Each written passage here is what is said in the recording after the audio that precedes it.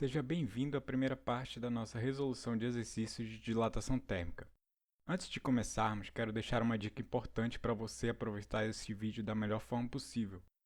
Os exercícios foram organizados em ordem crescente de dificuldade. Isso significa que cada questão foi escolhida para ensinar uma técnica diferente ou reforçar um conceito importante. Se você acompanhar toda a sequência de exercícios, ao final do vídeo você terá desenvolvido a malícia necessária para enfrentar as questões de dilatação térmica nos vestibulares mais difíceis e concorridos. E tem um detalhe que faz toda a diferença no seu aprendizado. Antes de assistir a resolução de cada exercício, você deve pausar o vídeo e resolver o exercício sozinho. Mesmo que você não consiga chegar à resposta completa, esse esforço faz com que a explicação seja muito mais fácil de entender e aumenta bastante sua capacidade de resolver problemas semelhantes. Agora que você já sabe como aproveitar esse vídeo na melhor maneira, vamos começar com a primeira questão. Exercício número 1. Duas barras, sendo uma de ferro e outra de alumínio, de mesmo comprimento L igual a 1 metro a 20 graus Celsius, são unidas e aquecidas até 320 graus Celsius. Sabe-se que o coeficiente de dilatação linear do ferro é de 12 vezes 10 a menos 6 graus Celsius a menos 1 e do alumínio é de 22 vezes 10 a menos 6 graus Celsius a menos 1. Qual é o comprimento final após o aquecimento? Então a gente tem uma barra formada por metade ferro e metade alumínio, dois materiais diferentes, que está sendo aquecida. Ou seja, cada material vai dilatar, vai expandir um comprimento diferente. Então se eu quero saber o comprimento final dessa barra, eu calculo qual vai ser a variação de comprimento do ferro, qual vai ser a variação de comprimento do alumínio, somo essas duas variações de comprimento ao comprimento inicial da barra e eu tenho o comprimento final. Para calcular a variação de comprimento, eu aplico a equação de dilatação linear, onde a variação de comprimento é igual ao comprimento inicial vezes o coeficiente de dilatação linear vezes a variação de temperatura.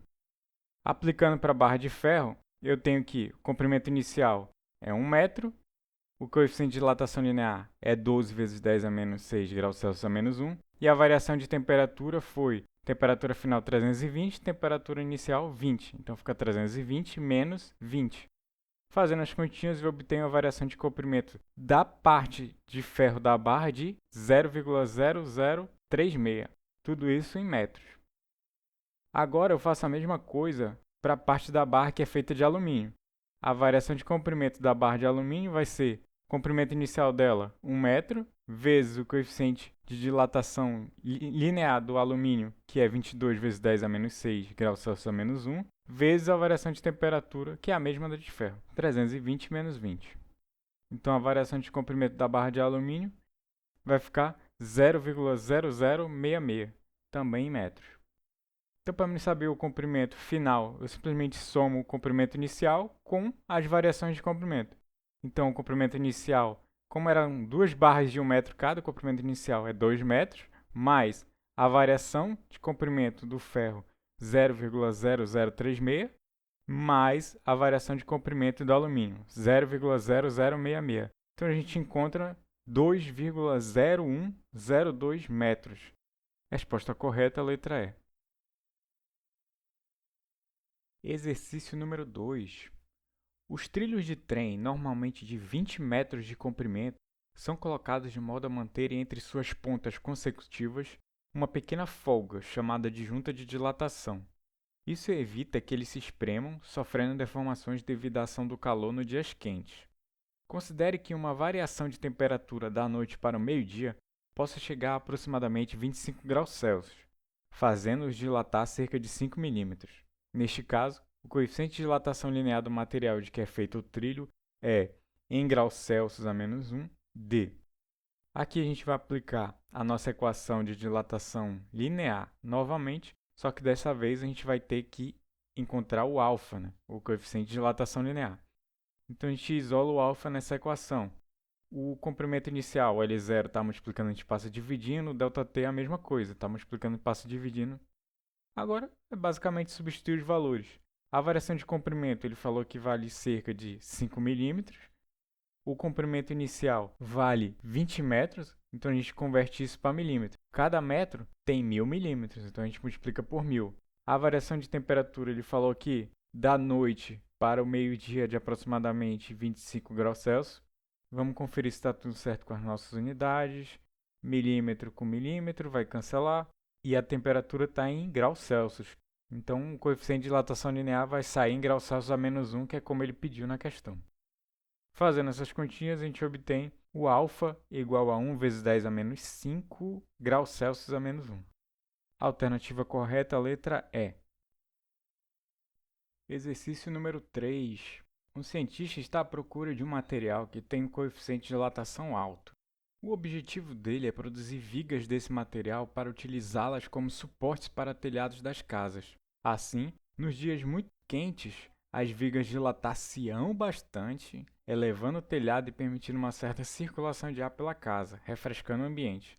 Nos dias mais frios, as vigas encolheriam e o telhado abaixaria, não permitindo a circulação de ar.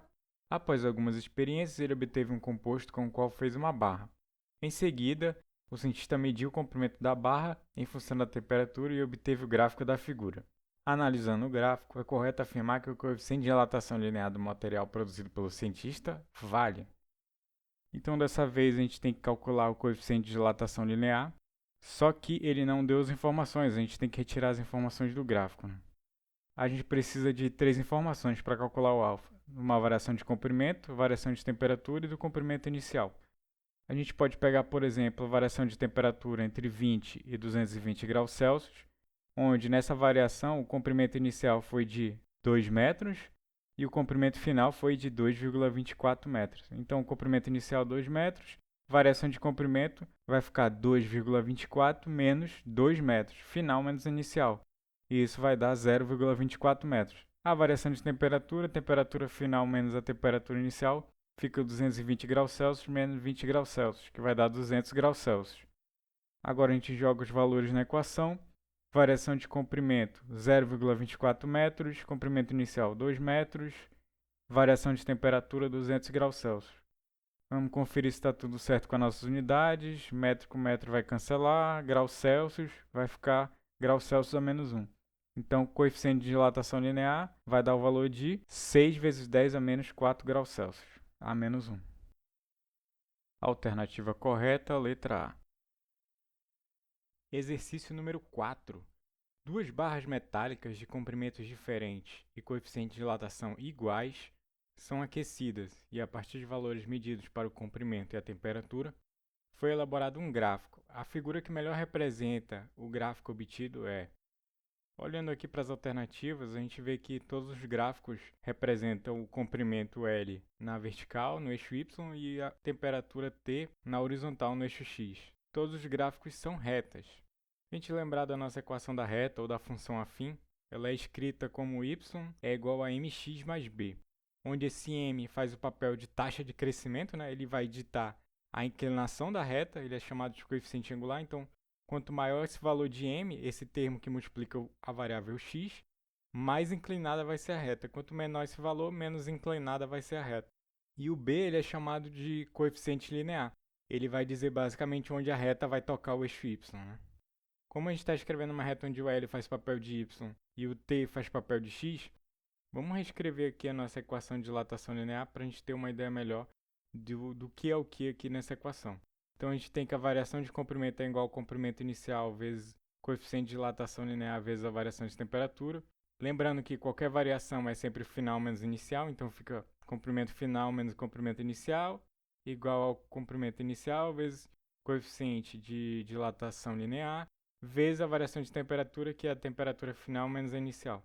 A gente pode fazer essa distribuição e a gente vai obter um termo que depende da temperatura, que faz o papel de x, lembrando, e um termo que é constante. Então, a gente vai obter L0α vezes T e L0α vezes menos T0. Agora, a gente pega o L0 que está negativo do lado esquerdo e passa ele positivo para o lado direito. Então, comparando o que a gente obteve aqui com a equação da reta, a gente tem quem faz o papel do coeficiente angular é o L0 vezes o alfa.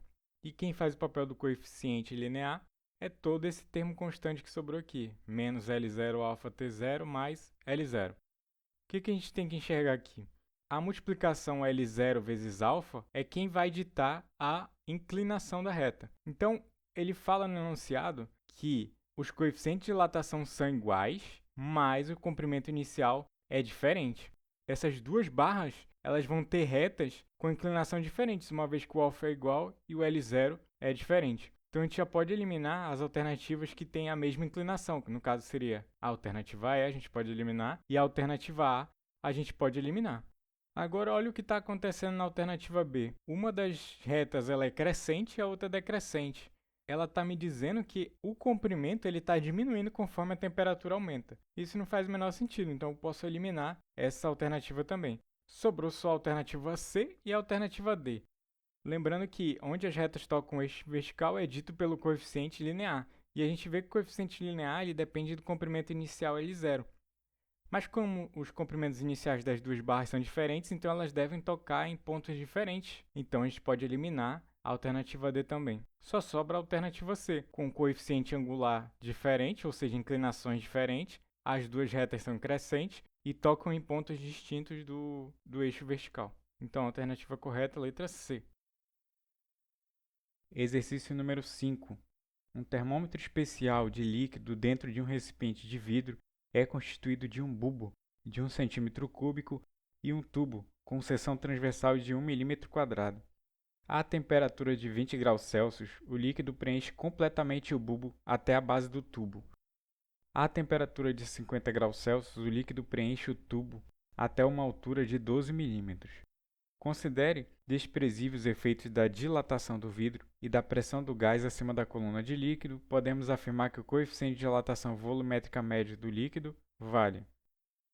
Nesse caso, a gente tem uma dilatação de um líquido, então a gente está trabalhando com uma dilatação volumétrica, mas como ele pediu para ignorar os efeitos de dilatação do recipiente e da pressão do gás acima da coluna de líquido, a gente não precisa considerar a dilatação aparente, dilatação do recipiente, nada disso.